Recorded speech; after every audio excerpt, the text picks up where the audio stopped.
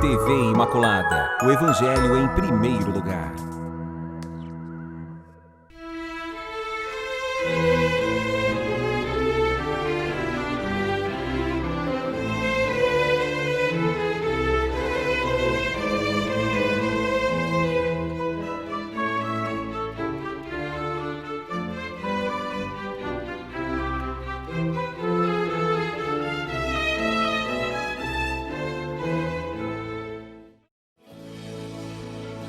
Olá para você! Estamos aqui de volta neste sábado, esse sábado que o clima está aí um pouco frio, mas nós viemos aqui, o programa Respostas também está aqui para aquecer seu coração. Aqui pela TV Imaculada, todo sábado o nosso encontro é marcado. E que bom que nós já temos muitas pessoas que estão acompanhando o nosso programa, às vezes mandam mensagem, que maravilha! Esse programa é feito exatamente para você, para ajudar você no seu caminho, você que busca luz diante das preocupações e das situações que vão aparecendo. Não se esqueça que a sua pergunta é sempre importante para nós. Eu não vou fazer essa pergunta que vai parecer uma pergunta boba. Não é boba, porque exatamente, às vezes tinha muitas pessoas querendo fazer essa mesma pergunta. Então, não se esqueça que esse programa não desconsidera nenhuma pergunta, nenhuma consideração de vocês. Como acontece nesse primeiro bloco, nós temos um texto que é colocado sobre o qual nós refletimos. Só para situá-los, para quem está começando a ouvir o programa agora, nós estamos refletindo sobre um documento do Concílio Vaticano II que tem uma suma importância, é um texto de orientação para a Igreja, exatamente no tema agora que nós estamos tratando são os cristãos leigos. Qual é a vocação dos cristãos leigos? A que são chamados? Se por muito tempo a Igreja se centrou muito na hierarquia e o clericalismo aparecia e aparece ainda de maneira bastante enfática entre nós, o Concílio Vaticano II nos convida praticamente a uma redescoberta da vida, da missão, da vocação do laicato. E hoje eu acredito que vocês vão gostar muito do tema dessa reflexão, porque tinha uma mensagem nas entrelinhas do passado que parece que santidade era para quem vive perto do altar. Santidade é coisa do padre, é coisa da irmã, é coisa de uma pessoa que pode passar muito tempo rezando, em oração. E a compreensão da Igreja ganhou uma nova luz, exatamente. Como o cristão leigo se santifica? Onde ele está. Não é só com momentos de oração. Então nós vamos falar agora sobre o chamado da santidade, que para nós agora, talvez depois de 50 anos do concílio, nossa, padre, não vejo nenhuma novidade nisso, mas representou, na verdade, exatamente uma nova consciência que foi, eu diria que foi uma consciência retomada da importância dos cristãos leigos, tá? De todos vocês, porque a maioria da igreja, do povo de Deus, é formada por cristãos leigos. Então agora nós vamos disponibilizar o texto para você e depois nós vamos fazer a reflexão. A gente já volta. Vamos acompanhar a leitura. Vocação universal à santidade na Igreja. Chamamento à santidade. A santidade indefectível da Igreja, cujo mistério este Sagrado Concílio expõe, é objeto da nossa fé. Na verdade, Cristo, Filho de Deus, que com o Pai e o Espírito Santo é proclamado o único santo, amou a Igreja como sua esposa, entregando-se a si mesmo por ela, a fim de a santificar. Uniu a si com seu corpo e enriqueceu-a com o dom do Espírito Santo para a glória de Deus. Por isso, todos na Igreja que pertençam à hierarquia ou façam parte da Igreja são chamados à santidade, segundo a palavra do apóstolo. Esta é a vontade de Deus, a vossa santificação. Esta santidade da Igreja manifesta-se incessantemente e deve manifestar-se nos frutos da graça que o Espírito Santo produz nos fiéis.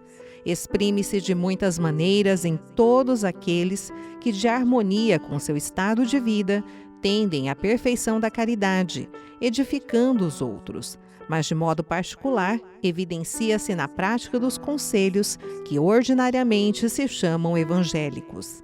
Esta prática dos conselhos que muitos cristãos abraçam possam produzir no mundo um esplêndido testemunho e exemplo da mesma santidade. Lumen Gentium, número 39. É assim tão bonito quando nós temos contato com um texto destes, porque ele é de uma densidade. Essa é a característica dos documentos da igreja. Eles são densos, né? São sinopses, e cada frase tem uma importância, tem uma riqueza enorme. E aqui nós podemos perceber, você pode ver com clareza, né, que o próprio texto fala desse chamado universal à santidade, né? Por quê? Porque todos os membros do corpo têm que ser reflexo da santidade da igreja, né?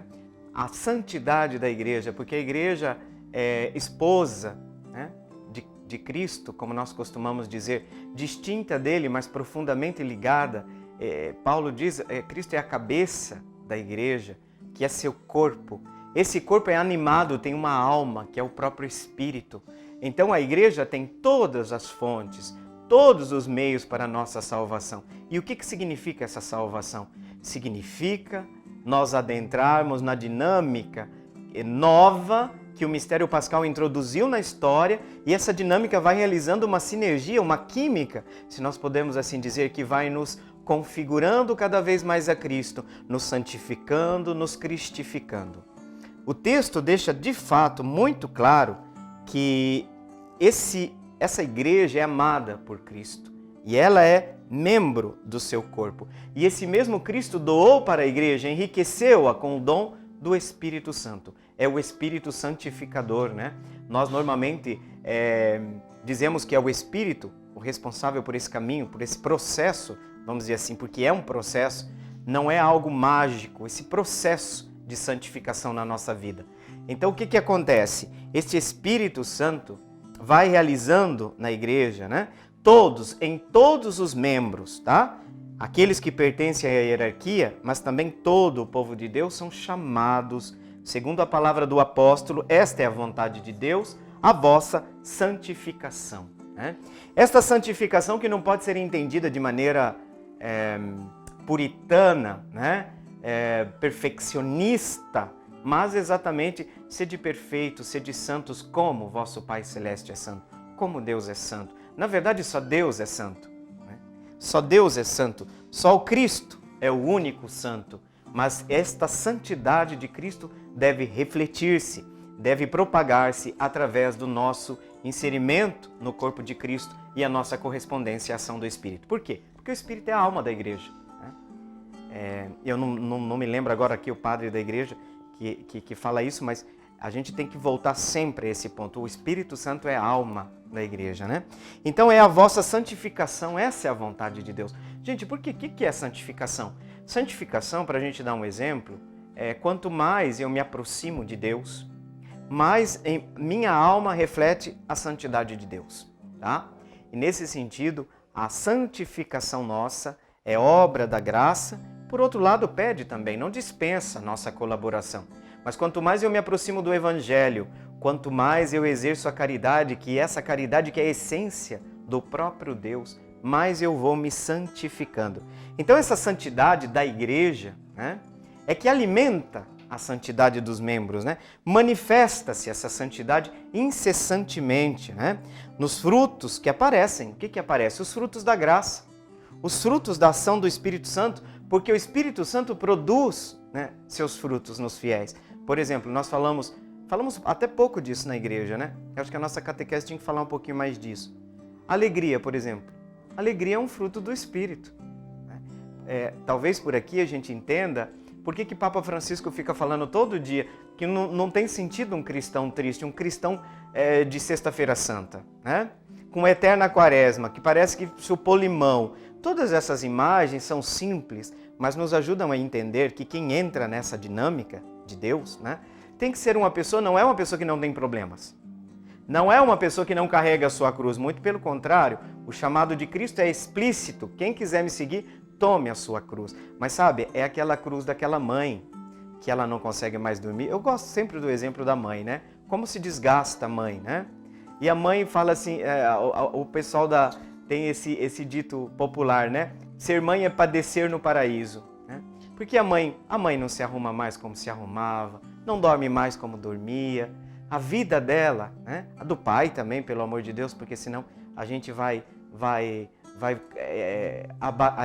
ratificar aquela ideia de que o pai ajuda a mãe. Não, ele não está fazendo mais que a obrigação dele de pai. Ela não fez sozinha, né?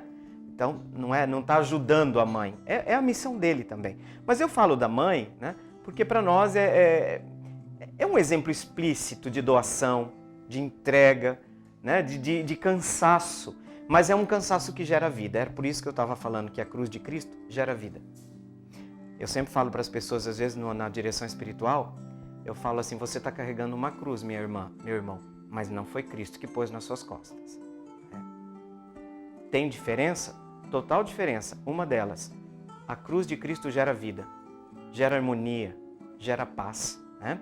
Então, nesse sentido, a mãe paga o preço que tem que pagar, mas ela faz tudo com muito amor, com alegria. É essa alegria que tem que estar no cristão. Então, o Espírito Santo produz seus frutos na vida dos fiéis, tendendo todos à perfeição da caridade. Gente, porque a caridade é a mãe de todas as virtudes. Quem ama, cumpriu completamente toda a lei. Se aproximou ao máximo da essência de Deus.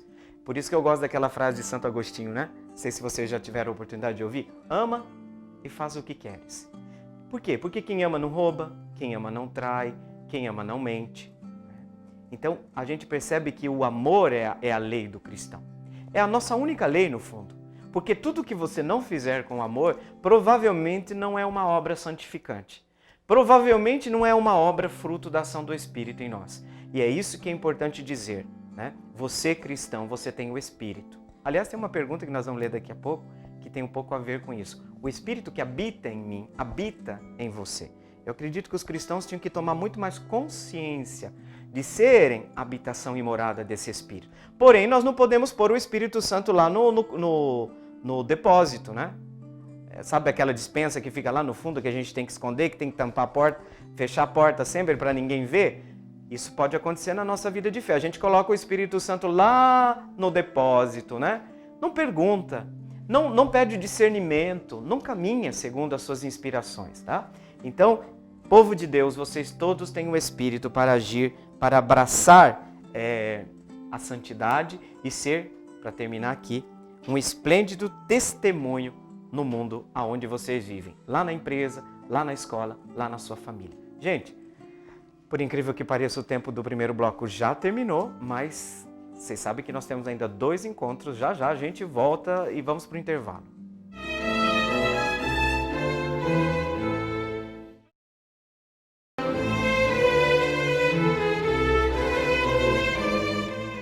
A gente prometeu e cumprimos, já estamos aqui de volta para esse segundo bloco, onde nós vamos começar a responder as suas perguntas. E o pessoal da produção já está disponibilizando para vocês o número de telefone aí, tá?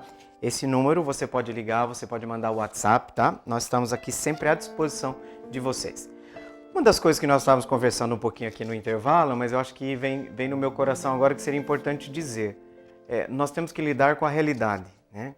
E a realidade está dizendo que essa curva bendita, para o padre não dizer um outro palavrão, ela está subindo, né? Muito.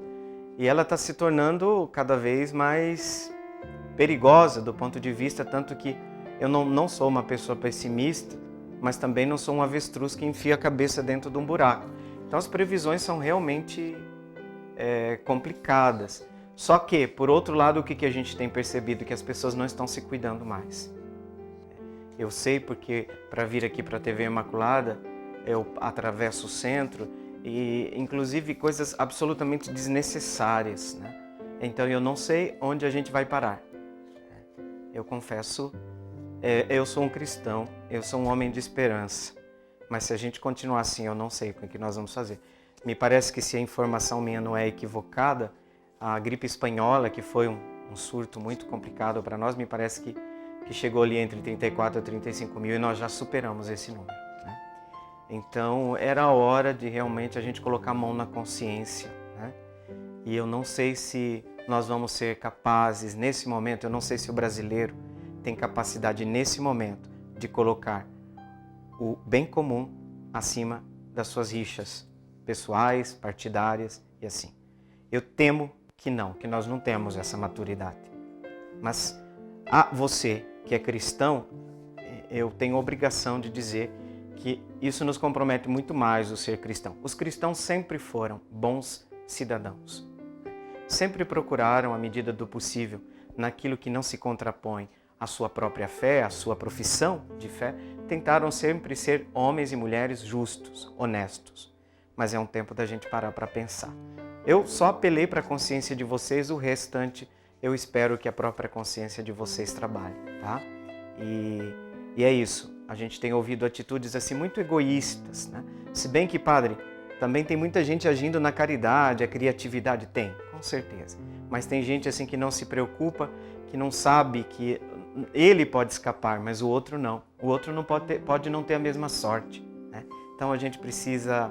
Eu tenho contato muito contínuo com enfermeiras, com médicos, né? Que preocupação que a gente tem com esse povo, como esse povo está sofrendo. Eu estava conversando essa semana com uma enfermeira, ela fala, padre, é 1 hora quando eu chego em casa, todo o protocolo para mim poder entrar. E a minha cabeça fica martelando a noite toda, porque eu tenho filhos pequenos. Né? E quanto mais gente contaminada, mais nós vamos para os hospitais, mais nós vamos estar pondo em risco a vida dessas pessoas que estão na linha de frente. Tá? Pode parecer cansativo? Pode. Padre, você não pode falar de outra coisa? São vidas que estão indo embora. Tá? Então podem chamar o padre de chato, podem chamar o padre de intransigente, mas aqui está em jogo vidas. Isso é muito sério. Tá? Muito bem, vamos para a pergunta agora da Milena, suavizar um pouco o clima, né, gente? Mas é isso, nós temos esperança. Com a graça de Deus nós vamos passar por essa turbulência aí, né? A Milena, nome bonito, né? Milena.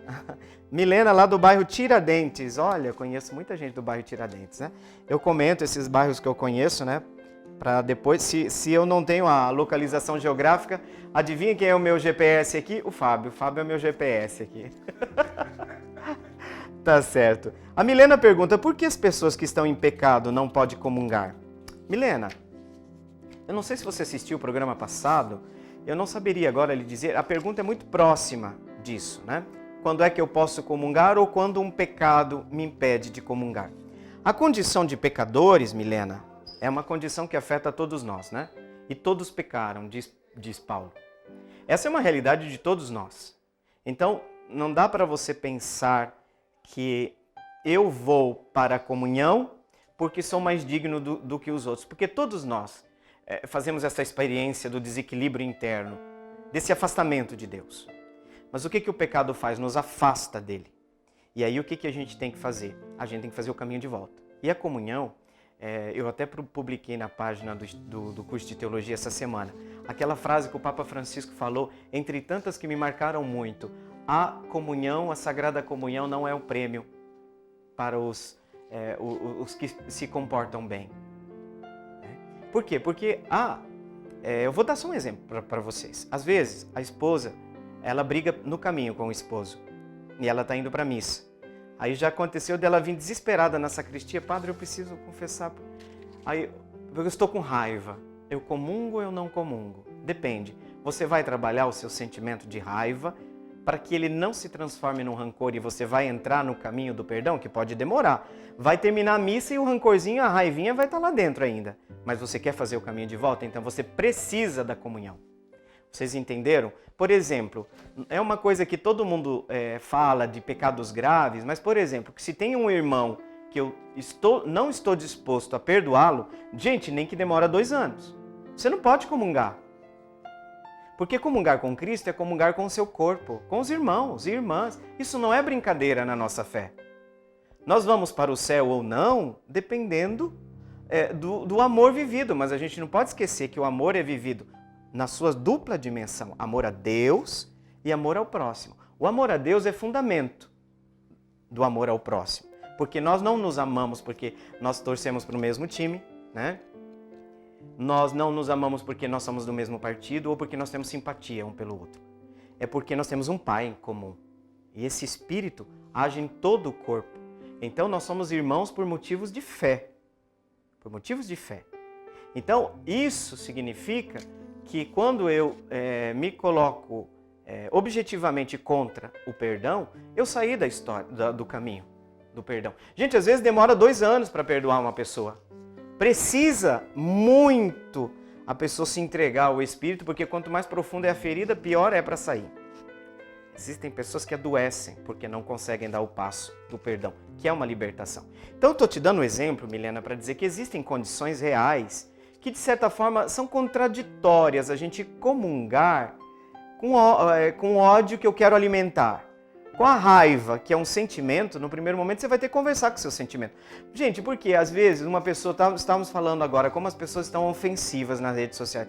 Como eu não vou ficar naquele momento com raiva? É o meu sentimento, mas é um sentimento de autodefesa, normal. Estranho seria se alguém me xingasse, me tratasse mal e eu desse um belo sorriso, né? Então, num primeiro momento, você conversa com o seu sentimento. Depois você diz, sentimento, ok, eu já dei o seu espaço, agora tchau, porque eu tenho que continuar o caminho do amor. Então fica de lado, tá?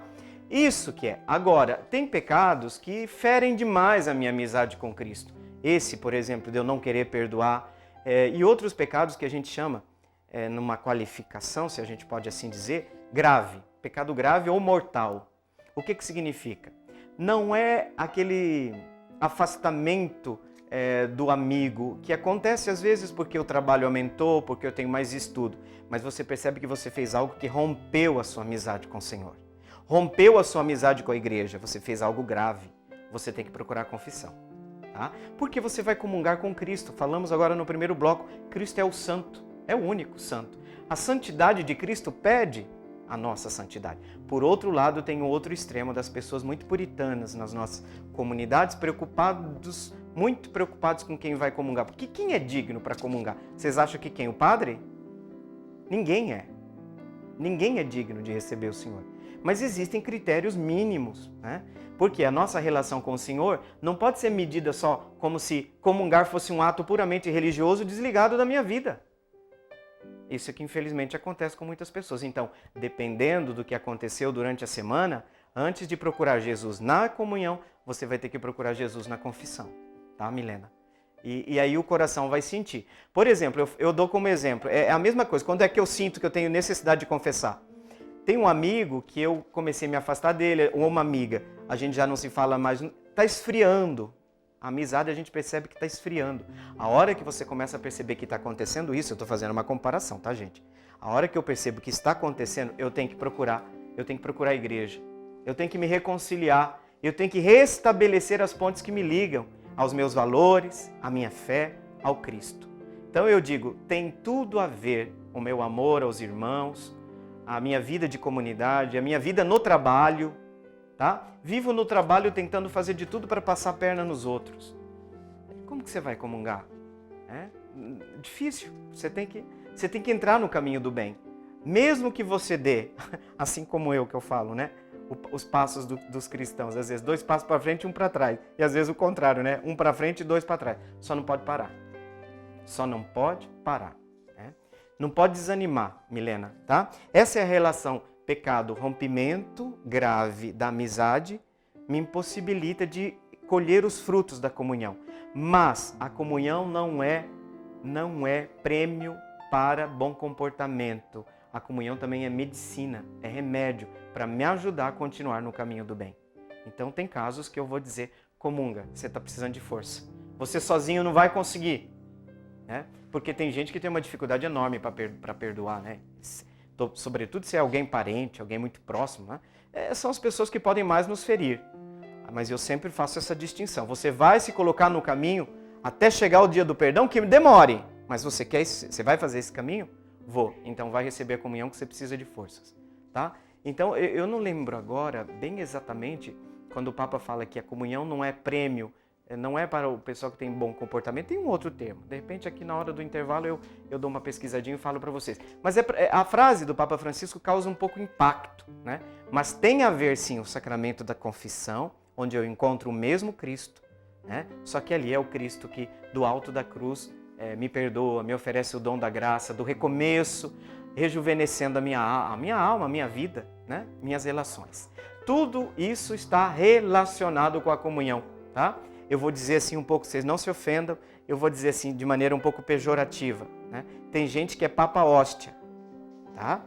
O que é papar a hóstia? É um ato religioso para ela, mas ela não liga aquela comunhão com Cristo na Eucaristia com o mundo de relações que ela estabelece. E tem tudo a ver, gente. Vou citar aqui a Sagrada Escritura. Você sabe que o teu irmão tem alguma coisa contra você. Você está levando sua oferta para o altar. O que você faz? Deixa a tua oferta ali, vai primeiro reconciliar-te com teu irmão. Aí depois você pega a sua oferta e termina. Né? Vejam, Deus não quer hipocrisia. Né? A gente tem que ter caridade. Né? Amor aos pecadores sem ter amor ao pecado. Absolutamente. O pecado a gente tem que... Né? Mas saber que Deus quer salvar sempre. Né? Deus quer... Sua proposta de amor, a porta do amor está sempre aberta. Né? O coração de Deus, o coração do Cristo. Esse é o mês do Sagrado Coração de Jesus, um coração aberto pela lança, mas é um coração que permanece sempre acolhedor, né? Acolhedor da nossa vida. Então isso, Milena, não se pode comungar porque você rompeu uma amizade. E aí, comungar com Cristo significa fazer com que a minha vida seja eucarística, seja uma vida em profunda relação com a comunhão que eu recebo. Não isolar o ato da recepção da comunhão do restante da minha vida. Milena, eu espero que essa resposta tenha te ajudado, né? Mas falta muita catequese para o nosso povo em relação a isso, né? Mas dois extremos do sacramento da comunhão, como eu já falei para você. Não é um prêmio de consolação para quem é o que se comporta bem, mas também, se tem um rompimento da minha amizade com o Senhor, do meu caminho, aí é hora de eu procurar o Jesus em outro lugar para voltar a recebê-lo na comunhão, tá? É isso. Até Paulo... Me veio agora aqui a passagem de Paulo que ele diz que aqueles que comungam o corpo do Senhor estão recebendo a própria condenação. Lembra dessa passagem, Milena? Sabe qual que é o contexto? O contexto é que as comunidades tinham o ágape depois da Eucaristia. O que acontecia? Muitos, os mais pobres, não conseguiam chegar antes e às vezes não conseguiam trazer muitos dons. Eles comiam, o ágape era uma refeição. E muitos desses que chegavam por último, porque eram mais pobres, ficavam sem nada. E aí, Paulo, vocês tomam cuidado, vocês estão recebendo a condenação. Em vez de estar recebendo o Cristo para o bem, exatamente quando é que a gente está recebendo para a condenação. Eu desligo a minha relação de fé com o Cristo que eu estou comungando da minha vida. Esse divórcio não pode acontecer, Milena. Por isso tem relação, sim, um pecado que me afastou drasticamente do Senhor, acaba, por consequência, me afastando da comunhão, da mesa eucarística, tá? Eu espero que tenha ajudado, tá, Milena? Muito obrigado pela sua pergunta. Não sei se vai dar tempo, nós estamos quase indo para os finalmente, né? Mas eu começo e se não der para responder tudo, eu volto depois, tá? Essa é a pergunta, deixa eu ver qual que é o nome, respostas... Ah, tá dentro da pergunta. Padre, sua bênção, Deus abençoe. Meu nome é Luiz Soares de Almeida, Estrela d'Alva. Saudações ao pessoal lá da Estrela d'Alva. Gostaria de saber dos índios, referente à salvação, se a igreja não fala nada a respeito deles. Eu quero interpretar, Luiz, que a sua pergunta pode fazer referência àquelas pessoas a qual o anúncio do Evangelho não chegou, né?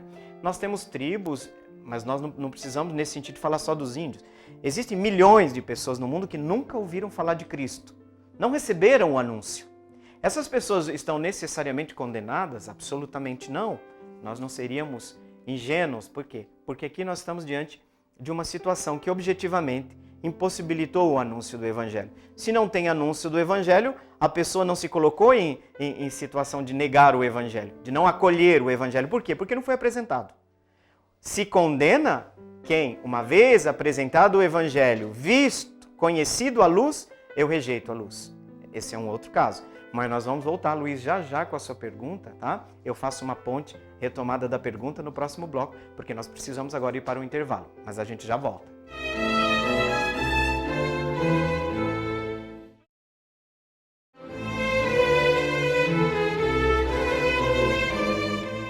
Estamos de volta e nós vamos continuar com a pergunta do Luiz. O Luiz perguntou para nós no bloco anterior. Gostaria de saber dos índios, referente à salvação, se a igreja não fala nada a respeito deles. Olha, Luiz, como eu estava dizendo antes, muitos povos nativos e muitas nações espalhadas pelo mundo nunca receberam o anúncio do Evangelho. que vai acontecer com essas pessoas? Tem um segundo critério. O critério que a igreja mesmo coloca, e você vai encontrar isso em vários documentos, sobretudo a partir do Concílio Vaticano II, tem alguns termos, por exemplo, Luiz, que são retomados lá do início do cristianismo, da era patrística, que fala semina verbi, do latim sementes do verbo, ou seja, ainda que o evangelho não chegue a uma cultura, ali já tem sementes, já tem uma fase propedêutica preparatória. Toda cultura tem sementes, que quando chega o anúncio do evangelho, isso é assumido, absorvido, de modo que nem tudo na cultura precisa ser mudado. Exatamente, tem que se respeitar as tradições, tem que se respeitar o respeito à cultura. É isso que nós falamos, Luiz, quando a igreja fala de inculturação. Tá? Não é impor um modelo cultural. Por exemplo, os evangelizadores que vieram da Europa, na época do descobrimento do Brasil, eles vêm, com o anúncio do evangelho, mas trazem uma cultura também, que é normal, porque a cultura é ocidental, a cultura deles. Tá? O que aconteceu? Aconteceu que em muitos momentos as culturas autóctones, né, foram completamente desprezadas. Por quê? Porque o modelo é aquele europeu, né? E a gente continua fazendo isso ainda hoje. A gente quer descaracterizar as culturas. Né? Eu sou católico, mas eu não tenho que ser europeu no meu estilo de vida, na minha cultura. Eu tenho que ser católico na minha cultura. É óbvio que nós não podemos ser ingênuos, que a nossa história é profundamente ligada com o continente europeu, mas eu estou dizendo que com um projeto de evangelização, vai um projeto de cultura. Você pega o evangelho, o projeto de cultura pode ficar lá de onde ela veio, porque tem que ter respeito, né? E isso não dá para acusar todo mundo não, porque tem professor de história um pouco injusto com a igreja. Muitos jesuítas, quando estiveram no Brasil, a primeira coisa que eles pensaram, música, os cantos nas línguas nativas, fizeram missal, o livro de oração, traduziram a Bíblia para quê? Para que os habitantes autóctones pudessem ter acesso a isso, na língua deles. Né? Essas são iniciativas muito bonitas. Agora, é óbvio que vai ter na cultura elementos que eles precisam ser, né? Por exemplo, o costume, vamos supor que encontramos uma cultura onde o infanticídio, né, a oferta de crianças, a divindade, eu estou dando um exemplo extremo aqui. Isso tem que ser absolutamente purificado dessa cultura. Tá? Então, tem um respeito pelas culturas e a igreja fala desde o início, Luiz, que lá já tem as sementes do verbo. É chamada na teologia essa teoria do semina verbi. Isso foram os padres da igreja que falaram lá no início. O Concílio Vaticano II só retomou isso. Tá? Então, o que acontece? Existe um segundo nível. A gente fala assim, os homens de boa vontade, né? Paz na terra, glória a Deus nas alturas e paz na terra aos homens de boa vontade. São aquelas pessoas que, seguindo o seu coração, seguindo a sua consciência, ouvem aquela voz que foi introduzida, eu falo que é um radinho que a gente tem aqui na cabeça, né? Faz o bem e evita o mal. Essas pessoas podem, por meio extraordinários. Por quê? Porque o Espírito age de maneira especial, ordinariamente, na igreja, entre os cristãos. Mas o Espírito não está contido somente nisso. O Espírito acompanha a vida de toda a humanidade, tá? Inclusive das culturas que ainda não receberam o anúncio do Evangelho. Então veja, a igreja fala sim sobre a salvação dos indígenas, né? E nós temos que tomar muito esse cuidado, sabe, Luiz? Quando nós estamos falando de evangelização dos povos indígenas, nós estamos também querendo às vezes impor um modo nosso de ser. Por outro lado, eu fico pensando, quantas vezes a igreja chegou num determinado lugar com serviço. Qual que é o serviço? Assistência, ajudando os próprios índios, ensinando os nativos, né, a pescar, a ter um estilo de vida. Aí outras igrejas, e algumas delas seitas, né, entraram, e hoje você encontra, é difícil você achar um índio católico. É muito difícil. Né? Mas quem fez por muito tempo muitas ações do dom do serviço. Eu vou fazer a pergunta, nós falhamos porque junto com o serviço não tem que vir um anúncio? A resposta é sim. Nós não podemos, o maior dom que nós podemos dar às pessoas é o Evangelho de Cristo. Só que isso não respeita as culturas. O que eu vejo em Dourados, um absoluto desrespeito com a cultura deles. Que tem coisas ruins, mas onde não tem? quem de nós pode bater no peito hoje? Você olhando a situação do Brasil, você vai bater no peito e vai dizer que nós somos povos civilizados, gente? Pelo amor do Cristo. Que decepção. Parece que a gente retrocedeu séculos, né? Séculos não, porque eu acredito que tem um certo preconceito contra a questão da Idade Média, né? Todos os tempos têm os seus aspectos de sombras. Mas esse, olha... Então, essa comparação de cultura, né? A gente tem que tomar muito cuidado, tá, Luiz? Muito cuidado. Temos que evangelizar, sem dúvida alguma, a ninguém negar o evangelho de Cristo. Mas tem o como. Aí nós vamos brigar. Aí nós vamos se pegar no tapa, né? Modo de dizer, né? Aí a gente tem que ver como nós vamos fazer isso, tá bom? Porque o evangelho liberta, o evangelho traz vida, o evangelho valoriza aquilo que na cultura existe, tá ali, é o estilo, né? E aos poucos, né, o evangelho vai realizando esse trabalho de purificação. Luiz, eu espero que você tenha ficado feliz ou que eu tenha contemplado um pouco aquilo que você tinha colocado. Depois eu vou passar agora para a pergunta, agora eu vou passar para a pergunta da Tereza. Tereza lá do Copa Vila. Saudação para todos vocês aí do Copa Vila. Gente, como eu falo sempre, tem muita gente boa no Copa Vila. Eu falo assim às vezes quando o pessoal vem visitar os membros da comunidade, olha, levanta quem está vindo pela primeira vez, já vou avisar, o pessoal aqui, tirando os defeitos, é tudo gente boa, né? Tá certo, isso vale para todo mundo, né? É uma brincadeira, mas para dizer que não venha com muitas ilusões não, porque nós temos nossas dificuldades também. Pergunta, o pecado contra o Espírito Santo, tá? Isso é um termo bíblico, pecado contra o Espírito. A palavra diz que é o único pecado não perdoado. Corresponde, né? De fato, Tereza. O Espírito Santo não habita em nós? Então, todo pecado cometido contra nós mesmos não existe perdão? Tereza, sem dúvida alguma, nós teríamos que interpretar o que significa o pecado contra o Espírito Santo. Mas o Espírito Santo que habita em nós é santo, né? É absolutamente santo. Então, ele mora em nós. Nada tira esse selo do batismo, que a gente fala assim. Gente, é usar um termo assim meio intelectual, mas no momento é o que vai ajudar. Selo indelével. O que significa selo indelével?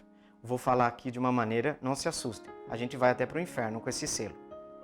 Tomara que nós não façamos esse caminho de frustração extrema. Mas esse selo não se tira jamais, né? Esse selo de Deus. É aquela comparação que fala que o amor de Deus vai até o inferno, mas ali é vivido como amor não correspondido, amor frustrado. Por quê? Porque quem não ama, no fundo, é uma pessoa frustrada, né? É o amor que no fundo nos realiza. Então, o Espírito habita em nós, mas nós não podemos fazer essa associação muito fácil. Porque o Espírito habita em nós e todo pecado contra o Espírito não é perdoado, logo, todo pecado contra mim é um pecado contra o Espírito. Não. E aqui nós vamos já para a segunda parte da sua pergunta. Nós precisamos entender o que é o pecado contra o Espírito Santo. Por que ele não tem pecado? Não tem perdão, desculpem.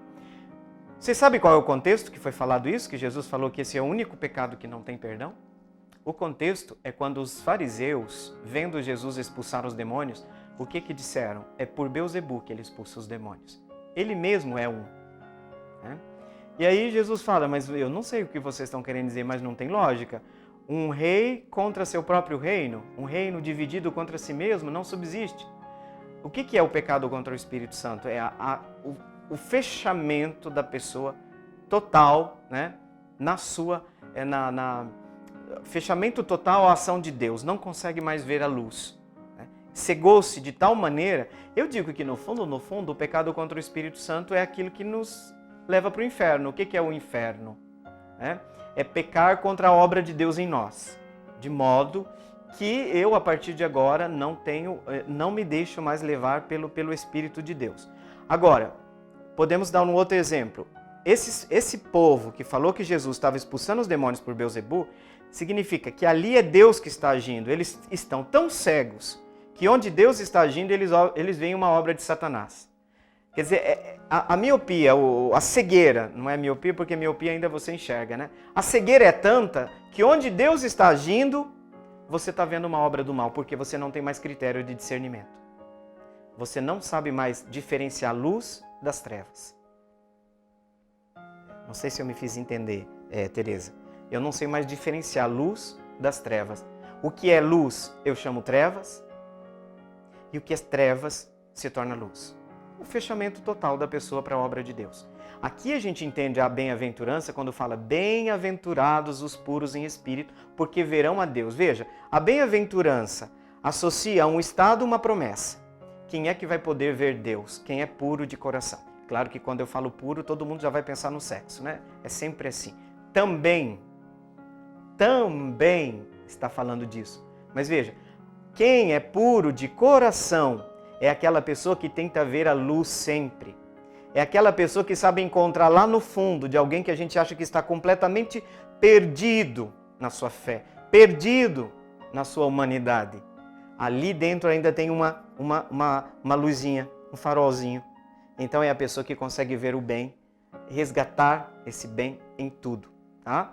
Quem que é puro de coração? A pessoa que não vê maldade em tudo. Aliás, eu trago sempre um exemplo muito claro daquela vizinha que vivia falando mal da outra porque achava que ela era bem porca. Por quê? Porque ela lavava os seus lençóis e quando ela olhava no varal estendendo, todos encardidos, todos sujos os lençóis. Mas o que acontece com essa minha vizinha, né? Nem lavando roupa, a roupa dela fica limpa. O que ela descobriu? Que suja era a janela dela, o vidro. Era o vidro da casa dela que estava sujo. Eu falo que gente que fica... E nas redes sociais está cheio de gente assim, né? Tudo tá ruim, tudo não presta, tudo... Então aí a gente fica assim, nossa, a pessoa já não vê mais luz em nada, né? Então o pecado contra o Espírito Santo é o fechamento drástico da pessoa em si mesma. Não consegue mais sentir a presença de Deus, né? E aqui, eu acredito que nós estamos quase indo para o finalmente do nosso programa. Sabe aquela passagem de Dante, o inferno de Dante? Vocês lembram o que estava escrito no umbral da porta do inferno, quando Dante estava entrando no inferno? Deixe aqui toda a sua esperança. Abandone aqui toda a sua esperança. Quer dizer, a pessoa que peca contra o Espírito é a pessoa que perdeu completamente a esperança, né? Ela já está completamente fechada dentro de si mesma. Então, Tereza, não, fique tranquila. É óbvio que todo pecado contra nós é um pecado também contra Deus, né? Mas não que... obviamente que a gente pode associar já assim muito rapidamente o fato de que o pecado contra o Espírito não vai ser perdoado e quando eu peco contra mim porque esse Espírito habita em mim, né? Mas é isso aí, Tereza. É interessante que você tenha feito essa pergunta porque significa que você está atenta, né? Poucas pessoas ainda se lembram de que nós somos morada de Deus, né? Nós somos morada de Deus. O Espírito habita em nós. E a santidade nada mais é do que viver espiritualmente. O que significa isso? Viver segundo as inspirações do Espírito, né? Nós não deveríamos consultar, eu falo, né? Nem o horóscopo e nem o nosso ego, em primeiro lugar. Nós temos que consultar o Espírito, ele mora em nós, né? Espírito Santo, o que eu vou fazer hoje? O pessoal da renovação, o pessoal de uma espiritualidade mais ligada à pessoa do Espírito, fala normalmente isso, né? De manhã, o que nós vamos fazer hoje? É interessante você ter continuamente a atitude de fazer o Espírito participante das decisões da sua vida. Tá? É igual às vezes as pessoas me fazem uma pergunta e eu falo assim, olha, eu não vou te dar essa resposta agora que eu preciso de luz. Sim, tem gente que vem às vezes até fazer direção espiritual e eu falo assim, você me perdoa? Mas eu preciso agora de um tempo, eu preciso consultar, né? Eu preciso rezar um pouco para mim poder te dar uma luz. Nesse momento essa luz eu não tenho, né? É isso. Tem muitas coisas que a gente quer dizer assim, eu tenho a suprema verdade e tudo que eu falo é a última verdade. Não, você tem que confrontar essa verdade com o Espírito, porque um dos dons do Espírito é o discernimento, né? Paulo fala discernimento no Espírito, né? Discernimento no Espírito. Significa isso, eu sigo o caminho de Deus e nesse seguir o caminho de Deus tem consequências cotidianas na minha vida. Até nos negócios, no trabalho, na justiça, na fraternidade, tudo isso tem a ver com a correspondência ou não, a nossa correspondência à vontade de Deus, né? A essa abertura à ação do Espírito, né? É uma coisa que nós temos que nos perguntar sempre. Aliás, nós temos uma última pergunta, mas essa pergunta nós não vamos poder responder agora, mas eu quero dar uma satisfação já, tá, Gilberto? Nós estamos chegando ao final do programa. O Gilberto lá da Vila Gomes, até para vocês saberem, né, como que a gente vai... Uma das perguntas que nós vamos tratar no próximo programa. Padre, como Deus é um, como podemos dizer que Ele é Pai, Filho e Espírito Santo? Né? Olha que nós estamos no mistério central, né, Gilberto, da nossa fé. Nós cremos em um único Deus. E aí vem uns palavrões aí, né? Deus tem uma única natureza, uma única substância, uma única essência. Não são três deuses. Três deuses, se você fala de três deuses, você deixa de ser monoteísta. Nós somos monoteístas. Nós acreditamos em um só Deus. Tá? O Filho é Deus, o Pai é Deus, o Espírito é Deus. Só que essas três pessoas, elas são distintas, jamais separadas, mas todas são consubstanciais, ou seja, são todas da única essência divina. Então, a revelação cristã tem essa originalidade. Nós somos monoteístas, tá? Gilberto, eu vou voltar essa pergunta depois, tá? Nós somos monoteístas, nós temos um só Deus, nós cremos em um só Deus, mas em três pessoas distintas. O Pai não é o Filho não é o Pai não é o Espírito não é o Pai e não é o Filho. Três pessoas distintas, mas um só Deus. É um mistério central, Gilberto. Você tocou no ponto nevrálgico da nossa fé, tá? Essa disciplina, inclusive essa disciplina de mistério de Deus, de Trindade, é dada no curso de teologia pelo arcebispo, né? Dom Dimas é o professor de mistério de Deus da Trindade, por sinal um excelente professor. E eu falo, acho que é o poder da mitra, porque, meu Deus, como aqueles seminaristas estudam essa disciplina quando o Dom Dimas dá aula, né? Mas olha aí, é isso, Gilberto. Mas guarda aí, porque a gente vai voltar no próximo programa também com essa pergunta, tá? Nós vamos retomar ela, porque a gente vai precisar fazer um giro um pouco sobre alguns concílios e alguns conceitos que, infelizmente, Gilberto, é verdade, nós temos pouca formação nessa área, tá? Gente, chegamos ao final do nosso programa, que pena. Mas não se esqueça que nós temos nosso encontro marcado para o próximo sábado. E agora eu gostaria de, como nós fazemos de costumes, pedir essa bênção de Deus sobre cada um de nós, né? E aqui eu invoco a intercessão da Virgem Maria, porque ela, toda cheia do Espírito, porque nela o Espírito encontrou abertura total, ela não tem aquela mancha que infelizmente nós temos, né? Que por intercessão dela desça sobre cada um de vocês, sobre sua família, sobre seus projetos, sua vida, sobre sua casa, a bênção de Deus Todo-Poderoso, Pai e Filho e Espírito Santo. Amém. Muito bem, fiquei muito contente. Obrigado pelas perguntas de vocês e nós temos encontro marcado no próximo sábado, se assim Deus nos permitir. Obrigado a todos vocês e até lá. Meu coração é para ti, Senhor. Meu coração é para ti.